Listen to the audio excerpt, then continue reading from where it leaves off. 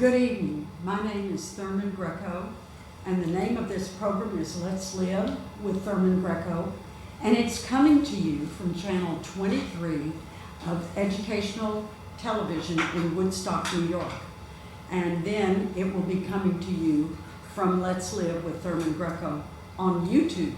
And I want to take a moment to thank everyone who has been watching the Let's Live channel on YouTube and the Let's Live channel on Woodstock, because I am beginning to realize that I've made a lot of friends on this TV show, and each one of you matters and counts for a lot.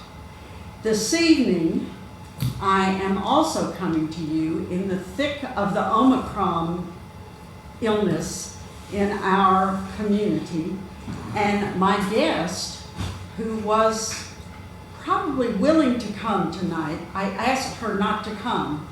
I am very comfortable in this studio, but she had not been in the studio in months, and I just felt like we had to take an extra precaution.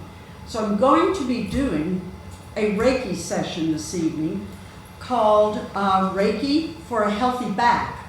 So if you A, practice Reiki, or B, know anyone who practices Reiki, or if you C, have some issues with your spine, this is a good program for you to watch.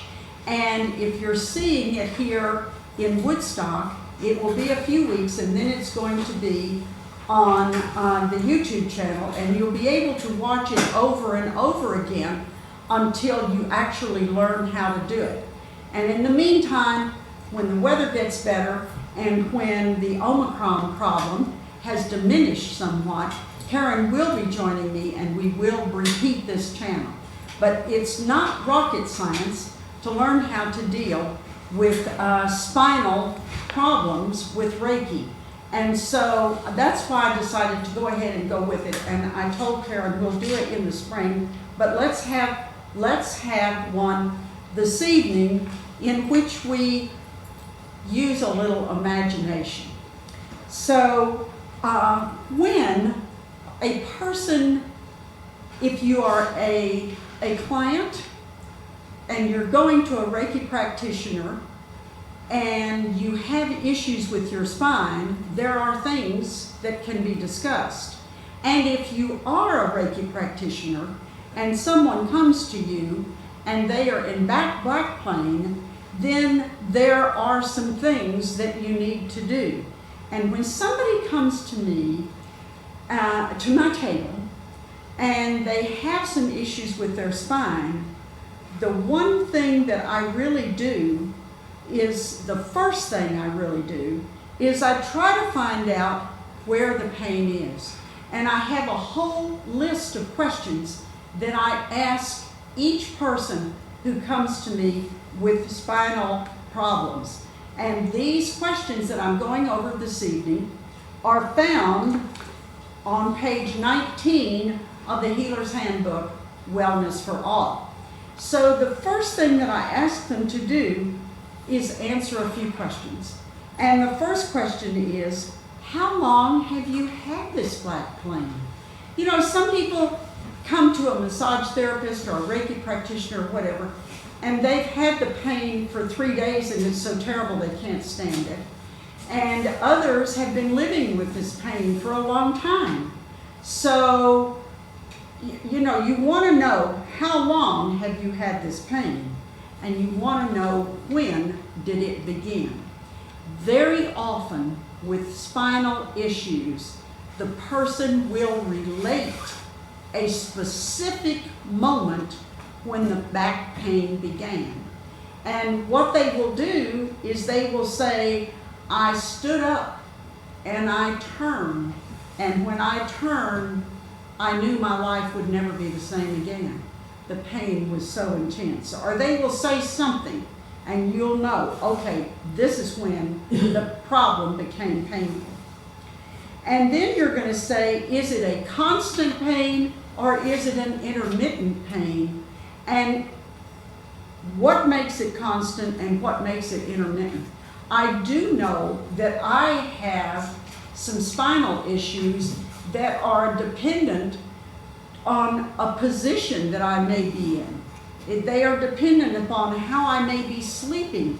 It may be dependent on how I am sitting in a chair. So these things are very important. So that's your next question. And then you want to know is how often do you experience this pain? And is it every day? Is it 3 or 4 times a day? Is it nonstop 3 days a week? Does it happen every Saturday afternoon? Does it come after a particular game of tennis? Did it come when your brother-in-law showed up for Thanksgiving dinner drunk? I mean, when are these things? What happens? What sets it off? And what makes it better and what makes it worse? Sometimes being in a specific position can make it better, and sometimes being in another specific position can make it worse. And sometimes sitting too long can make it worse. Sometimes just driving from Woodstock to Albany for an hour or so can make it difficult. So it just depends upon what it is that creates it. And how does your pain change over time? Is it a sharp pain, or sometimes it becomes a dull pain? So what you're doing by answering these questions and asking these questions is you are you're painting a picture. You're drawing a picture, you're describing something so that the person who is working on your pain has a good idea, a more explicit idea of what is happening. And where specifically does it hurt? And if you know explicitly where it hurts, possibly it's a specific muscle. Possibly it is a bone joint. These answers give indications. And does your pain move around, or does it stay in one place? Is it always in one place, or does it move? And what does this pain feel like? Is it pins and needles? Is it a very sharp pain? Is it a dull pain? What does this pain feel like? And what does it look like? When you know you have this pain, what do you see? And what color is your pain? Is it bright red? Is it orange? Is it yellow? What color is this pain? And what does it sound like? Pain does have a sound for many people. And if you can connect with it on this sound level, you can also help things. And how does it smell? We don't talk about smell regarding illnesses and accident. We just don't talk about pain in terms of a smell. But actually, illnesses and pains and things do have an aroma. And in cutting edge medicine now, dogs are being treated to recognize different diseases with pain, by smell. And what size is this pain? Does this pain go all the way down one leg? Is it just on one side? Is it on both sides? Does it only hurt when you move? And does it hurt in a little bitty spot, or does it work in a great big spot? And what other symptoms go with this pain? When you have a pain, do you have a tendency to jerk in a certain way? Do you pull back in a certain way? Do you bend over in a certain way? All of these things provide information to the healthcare provider and to your healer. And of course, if you're in a pain clinic, they're going to have a whole separate issue of questions that they're going to ask. And of course, that has to do with alleviating your pain as well. So that's a very important thing. And also, you want to know as the Reiki practitioner, and also as if you're possibly as the client, you want to know what chakras are concerned with these injuries, because certain body parts correlate to certain chakras, and also the position of it up and down the spine has to do with where the chakras are. So you need to know these things. Another thing that I ask all of my clients, well, I don't really ask them because I start watching them, and I try not to be so obvious. But if you haven't tuned into this before, ask your client to walk back and forth for 5 or 6 feet or 8 feet or however much space you have. Because what you're looking for is you're looking to find out what irregularities and regularities the body that this person is traveling in has. Is one shoulder higher than the other one? Is one shoulder longer here than the other one? And is one leg appear to be longer than the other one? I was walking across the parking lot in a building in Rhinebeck the other day, and I saw a woman walking, and I could tell by the way she walked, I could tell that one hip was higher than the other one, and also one of her legs had a tendency to kind of move in a little circular motion as she walked. And that told me a lot. It told me that one leg was longer than the other one, and it told me that maybe she needed to do something to make sure that her legs were the same length. And so, knowing what's happening, knowing what the gait is, knowing how the person moves, that tells you how comfortable the person is in the body. And that's extremely important. So, and you also want to know the shoulders, you want to know how the head is tilted. Sometimes a head moves forward, sometimes it moves back. Sometimes if a person has neck pain, their head will be in a certain tilt and it won't move no matter what. And that's because if they move the head, it's going to hurt a lot. So you want to see these things. You also want to know how the toes of the feet point.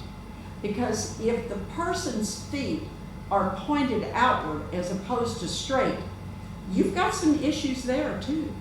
So, you've got all these issues, and you also want to know what is the curve of the spine.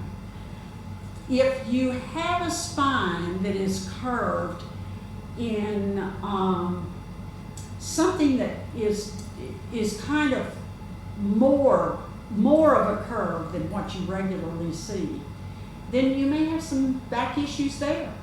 So all of these things give you some information about the healthy back. And if you're going to offer a Reiki session to a person who feels like their back is not healthy, then these are things that you want to know. You don't have to make a big deal out of them. You don't have to, you don't even have to discuss them with the client. You don't have to discuss, one shoulder's longer than the other one.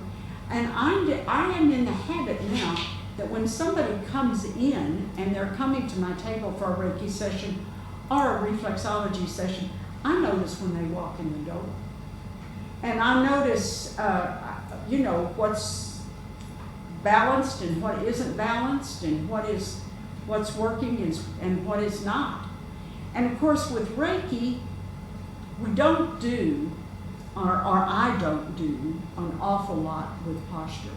But there are body works, there are body workers, there are modalities that are aimed at balancing the body. Years ago, there was a woman by the name of Ida Roth R-O-L-F, and she started the whole thing. You went to Ida Rolf and you got Rolfed. And let me tell you, you had a few appointments with Ida Rolf, and your hips were lined up, your shoulders were lined up, your elbows were lined up. You moved correctly. And it was a wonderful thing. And I worked at a wellness spa in Northern Virginia before I moved up here. And there was a woman in this wellness spa who was a massage therapist, and she did connective tissue massage. I have never run across anybody before or since who does connective tissue massage. And that is an extremely deep work. We have a layer of connective tissue, which, if it is not healthy, it resembles mashed cotton candy. And once you get that connective tissue to move, then it springs to life, and it gets some depth to it, and it becomes fluffy, and it loses its pain, it loses its discomfort. But you have to know how to work that. And she spent about a year learning how to do it. And Carol did a wonderful, wonderful job. I don't know anybody up here who does, but there are different types of work that are aimed at developing your posture. But in any event, we are here to deal with Reiki and a healthy back. So once you have discussed pain with your client, provided your client has pain, once you have observed all of the irregularities and all of the gait issues that this person has, then the first thing you're going to do is you're going to have the person lie face down on a table. Now, I'm going to continue to use this paper. I do not normally do this. I just normally go with it. But since there's no human here, I think I need a little something to make sure that I'm prompted and that I don't carry off, I don't take too much time. This is, by the way, a traditionally hour-and-a-half session. So we're going to go as far as we can go for an hour, and then the next time that I do this, we're going to have a real person who is going to be the model, and we will start this over again. If, for any reason, you feel like you'd like to have a copy of these guidelines, then if you will contact me, email thurmangreco@gmail.com, or if you will send me a letter to Thurman Greco at 31 Tannery Brook in Woodstock, New York, and if you will send me $5, I will send you a copy of these instructions. And I know that $5 seems like an awful lot, but you know, you get the envelope, and then you have to go to the mail to the post office, and that's just kind of that's what everybody charges. And I have no problem sharing this. This is something that I'm very willing to do. Okay, so right as I said, you're going to start off by sending your letter to thurmangreco@gmail.com. So we're going to go back here to the room now. We have our client, and you're going to have the client lie face up on the table. So our imaginary client is going to be here, going to be face up right here. So while our imaginary client is right here, we are going to go down to the other end of the table, and we're going to have these imaginary legs. And the thing you want to do is kind of rock the legs back and forth. You want to find out how the hips move, because a lot of people, their hips are frozen. Their hips don't go anywhere. And that's something that you need to know. It's not something, it's not that there can be uncomfortable or anything like that, but it just tells you how much movement you can, from the hips. So you're going to go and you're going to rock the legs back and forth. And then you're going to go back to the head of the client and you are going to bring in the Reiki. Now this is, I bring in the Reiki the way I always do. I have the person at the head and we discuss for a moment what is the intention of this session. Well, the intention of this session is to bring about a more healthy back. And so I start by bringing in the symbols. And what I do, and different Reiki practitioners do different things. It depends upon when you have been trained, by whom you were trained, what habits did you develop as you practiced Reiki. I mean, there's the whole thing, but I am in the habit of, with a person, I do what I call a chokeray sandwich. And so I'm going to bring in the chokeray 3 times. And then I'm going to do the Saheki 3 times. And then I am going to do the Hon Shaze Shonin 3 times. And then I'm going to do the Reiki, the chokeray 3 more times. So that's what we call a chokeray sandwich. It's a chokeray and a Saheki and a Hon Shaze Shonin and a chokeray. And you saw me do this. You saw how much. Some people, when they do these, the symbols are so small, so teeny. This is just what I do. The first time that I received a Reiki session, I never saw the symbols. I didn't know anything about them. I knew she had them, but I saw nothing. And that's because this Reiki practitioner used the top of her mouth in which to draw the symbols. So that's not saying that she wasn't good. That's not saying she was better. That's just saying this is what this woman did and this is what she learned. So this is what we did.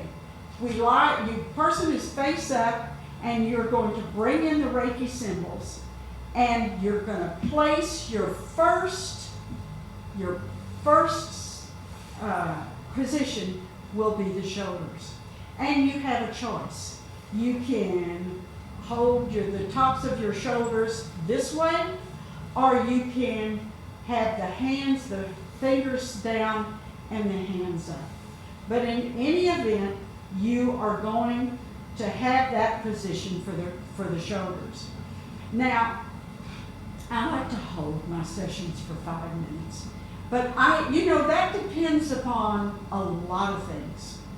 I had one student who the whole time, and I'm assuming that she still does that, and confessed that if she didn't use the music, the training music, because with Reiki trainers, you get this music that has a bomb about every 5 minutes.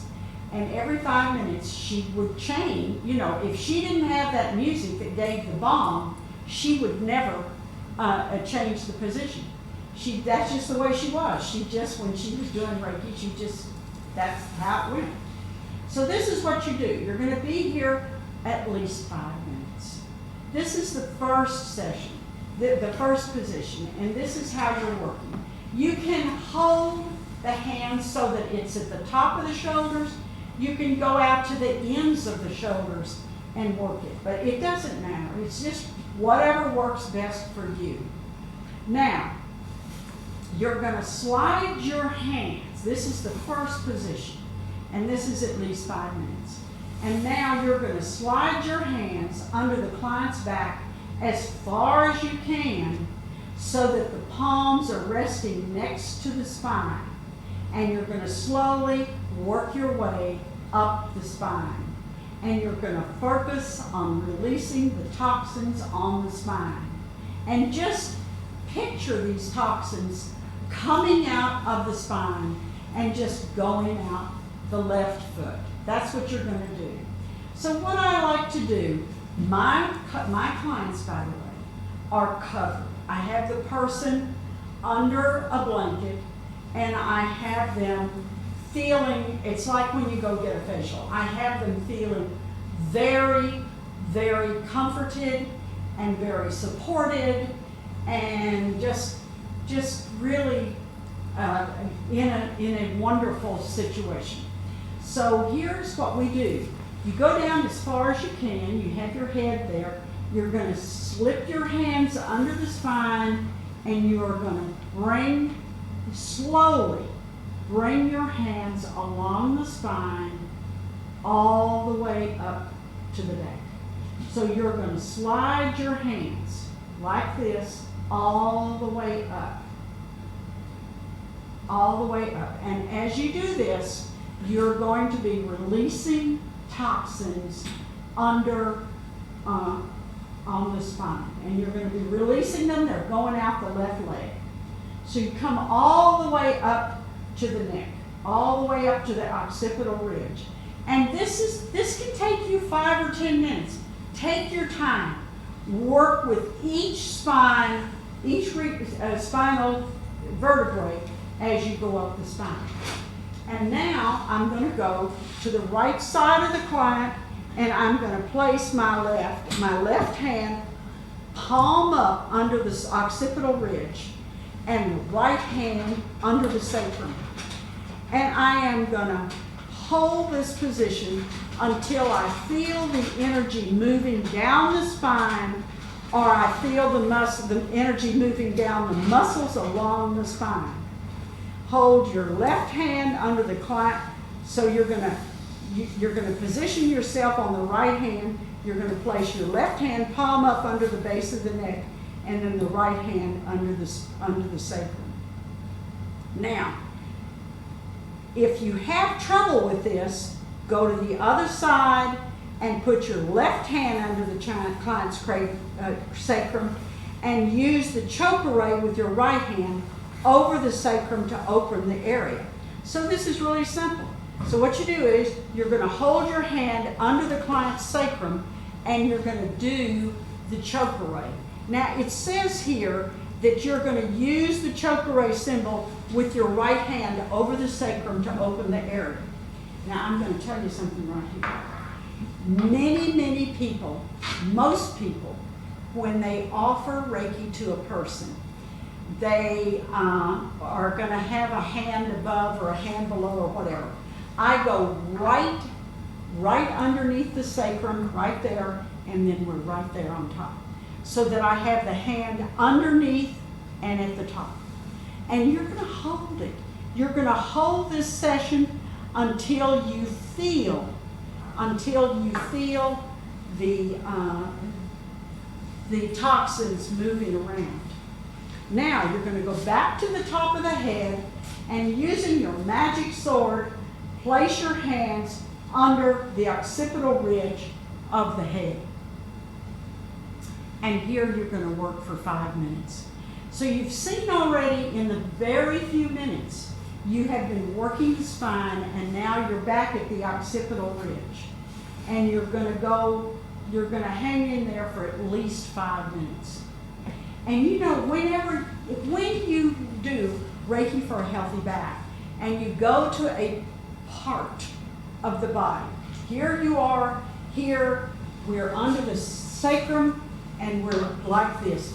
Stay there until you actually feel something, because you want to give this healing energy a chance to work. So here we are at the ridge. We've got the magic sword. You place your hands under the occipital ridge area. Now you move to the right side of the client and you place your left hand on the client's right shoulder and your right hand above their right knee. Okay, so here you are. You've got one hand on the shoulder, that's on the right shoulder. You've got one hand on the shoulder, and you have got one hand on the knee. And you are going to gently lean into the client, and you are going to you're going to move back and forth, and you're going to repeat this several times. And the way you repeat this is you're just going to give this at least 5 minutes. Now, you know, with this Reiki, you've got an hour and a half. So what you're going to do is you are going to stay here. You don't have to worry about getting, you've got an hour and a half, and if you don't finish it in the hour and a half, it's okay. It is okay, because you are working very carefully on each part of the spine. And it's very interesting when you've got your hand on the shoulder. Now, you've already been on the shoulders once. You got one hand on the shoulder and your right hand on the right knee, and you're leaning in to the client. So you're moving back and forth. You're actually leaning in. Now, you are going to place your left hand on the right waist of the client. You're going to place your right hand on the right foot. So here you are. You were here. You're on the right shoulder and your right hand on the knee, okay? So now you're coming down.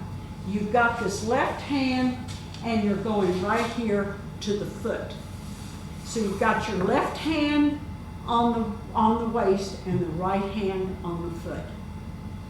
And you're going back and forth. And you're actually working on right under the metatarsal part of the foot. So this is a wonderful place to be. And you want to be there at least 5 minutes. At least 5 minutes. Okay? So, you've got your hand under the ridge, and then you've got your hand on the right foot. Now, move to your client's feet and using your magic sword. And when we talk about the magic sword, this is what we're talking about. We're talking about these two fingers. This is your magic sword. Okay? Using your magic sword, place your hands on the bottom of your client's foot. So we have gone down. We've gone down now. We are now working here on the bottom of the feet. Do you see what's happening? You're going around the body. You have come down, and now you have both hands right here on the bottom of the feet. And you are holding them. So I'll tell you where the toes are here, and then you've got this ridge, the ball of the foot. This is where you want this is where you want to have your magic sword, right there on the bottom of the feet. And you're going to sit there and go, for like 5 minutes. You want to move generously. You want to give time generously along the body. And now I want you to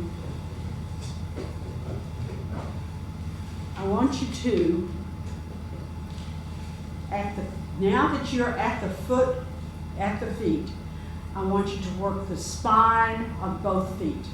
Okay, now, the way you're going to work the spine of both feet, we're going to do it on the hand, but the way you do it, it's the inside of the foot so that it starts where the large toe is. That's the side of the foot that you're working. So what you're going to do is, you're going to take the foot and you're going to work along that inside foot where the big toe is. That's the spine. And you're going to work all along the big toe. And also, you are going to, and you're going to work this, give it some time, enjoy it. This feels very, very good to your client by now. Your client should be relaxed. Your client has had you moving very slowly on his or her body. The client is totally completely covered up. There is no problem. There is no hurry. Your client is relaxing. And you are now working on the spine. Then you're going to do the neck. And the neck is where the toes meet the actual foot itself. And that is such a wonderful place. There's so many parts of the foot where the person's foot is scrunched. It's scrunched in shoes that don't fit right. It's scrunched in shoes that maybe they felt okay, but they really were not right for that person's foot. So the person spends the day, every day, wearing these shoes that are just awful.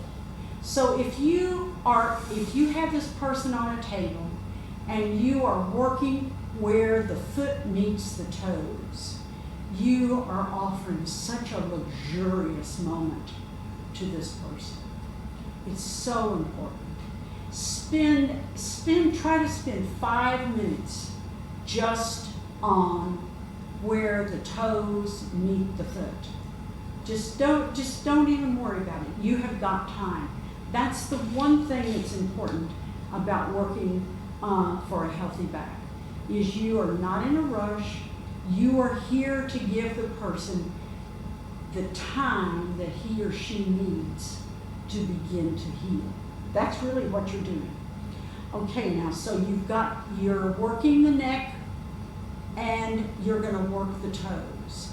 Work those toes. Give the toes a chance to stretch out. Give the toes a chance to relax. And give the toes a chance to be a part of a comfortable scene. Because so often a person they're relaxed, they're feeling okay, except for their feet feel terrible. That's because the shoes are so awful and they've been abusing their feet all day long. I was seeing a woman walk the other day. She was beautifully dressed, and one of the things that she had going for her was that she had on this gorgeous pair of little flat shoes that offered nothing in the way of support for her body. And she was miserable. Her feet were miserable. And it was really kind of sad that she was, for the sake of fashion, she was really doing some problems for herself. So here's what you're doing. You are now working the toes. You are working the inside side of the foot, which is the spine. You are working the neck, which is where the toes and the foot meet. And then you're going to where the small toe and the outside of the foot meet. That's the shoulder. This is where your client and you and me and your neighbor and your friends, it's where all of us hold the weight of the world. And this is you cannot do anything more wonderful than this. Saying you don't have to, these things that I'm showing you how to do, you don't have to be a certified reflexologist to do these things. It does not take years of study to learn to do this, to learn to give a Reiki session for a healthy back. And it does not take months and years of study to learn how to work the shoulders on a person. Now, I want you to come down the outside of the foot, down, all the way down, go all the way down. Go along the outside of the foot and do this for at least another 3 minutes. 3 minutes isn't even too much. 5 minutes. You can do working the spine for 4 or 5 minutes. You can do the neck for 4 or 5 minutes. And this is on both feet, mind you. And then you can do the shoulders for 4 or 5 minutes. And you can do the hips.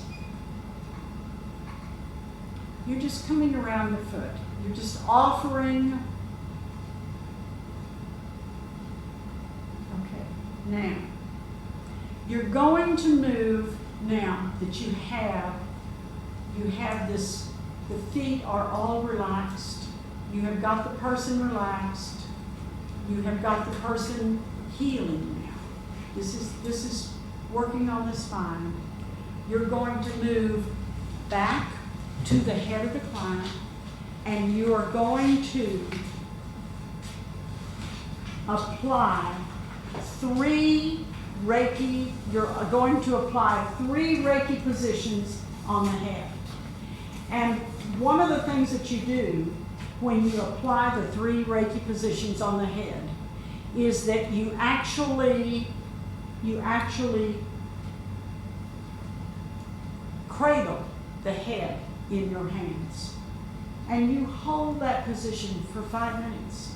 It is all right. It is okay. There's no hurt. One of the things that you can do is you can bring your hands right up so that you are holding the jaw. Support the jaw. Give the jaw some feeling that you are, that the Reiki is there taking care of the jaw. And then you've got one hand on the occipital ridge and another one here on the forehead. This is a really nice one. This feeling is very good because this feeling also, you have the occipital ridge, you have the base of the spine, and you also have the forehead. And that is just so wonderful. That is so wonderful. You can spend, with 3 positions, you can spend 15 minutes here. Okay? Now, so you've got the 3 positions on your head. Now, you've got the person down, you've proceeded, you've got the person, they've had 3 positions on the head and the occipital ridge.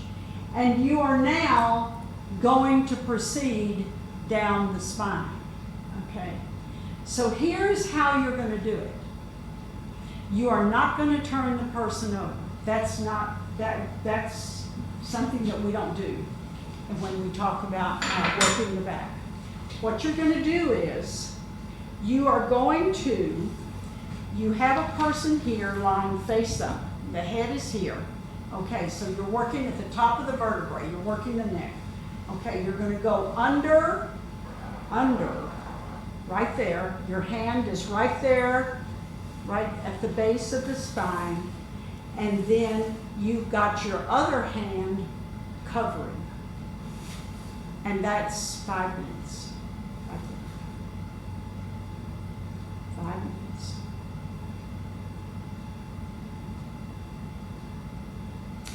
And then, after you have spent 5 minutes, and one of the things that you can do, if you don't want to try to time everything for 5 minutes, time what you feel. Time what you feel. Do you feel things happening? And now are they calming down a little bit? Okay, so now what you're doing is you're going to move your hand down, maybe 4 inches, and you're going to come to the second place. So that when you're actually working the back of the spine, you're not covering a lot of turf. You're covering back here, and then you're covering the front. And you're going to go down, another 4 or 5 inches. And in all these cases, you've got one hand under the sheet, under the blanket, under the person. They're not even, you're under the sheet that they're laying on. And then you've got your hand over. And your hand is probably hovering, because that's not really what you're trying to do. Okay, so then you're going to finally get down here to the end. And so what is happening when you do this is you are starting up in the head, you're starting with your different chakra positions. So that when you're here on the spine, okay, you have the throat chakra, you have, when you're working the head, you have the chakra here, you know, so then you have chakra here, then you have a chakra here, that's your heart, then you have your solar plexus, then you have your second chakra, and then you have your first chakra. And that's what you're doing. And also, one of the things that you may want to do is kind of study up about what organs are covered by what chakra. So, and we will cover that when we do caring. Now, here's one of the things that you're going to do right after you've gone through the whole spine. You're going to have your hand, you're going to pull it over to the side, and you are going to have the top hand on the liver. Now, hang in there until you notice that you can feel the liver is releasing some toxins. That may take a few minutes as well. So that's a really nice thing to do. That's a really, I mean, you know, you've gotten the heart, you've gotten the liver, you've gotten the whole spine, you've done the legs, you've done the hips, you've done the feet, you've done all of these things. And then at the very end of the session, place your hands on the knees. And stay there. If you have time, stay there another 5 minutes. Just on the knees. Just on the knees. You know, the knees take a beating every step you take. Especially if the shoes aren't right.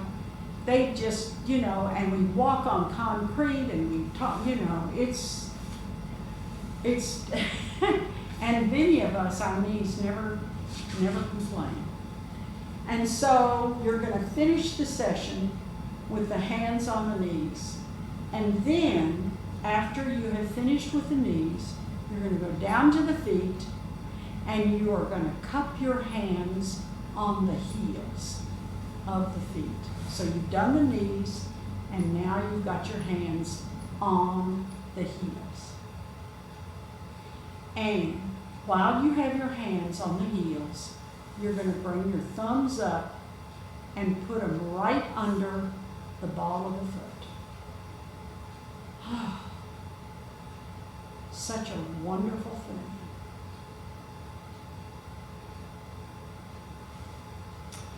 And then, very carefully, when it's all over, you're going to go up to the head, and you are going to hold your hands. You're going to cup them right under the base of the skull, and then you're going to offer some calming moves. Different Reiki practitioners do different things. I was taught, and this was a million years ago, they probably don't do this anymore, that you do the infinity symbol. And I had one Reiki practitioner, and it was a beautiful move. She kind of smoothed things out, and I thought that was a lovely way to go. And you thank her. And I thank all of you. And if you would like, now this is going to go on to YouTube, so you can watch this in the future. Once it gets into YouTube, you can watch this all you want. If you would like to have the instructions, contact me and I will see that you get the instructions. And also, if you contact me, I will be notifying you when I do another session like this with a live model. And once again, I thank you very, very much, and I appreciate your patience during this time of Omicron.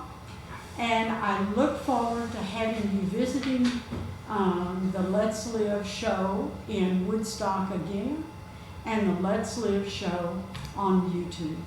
And thank you very, very much.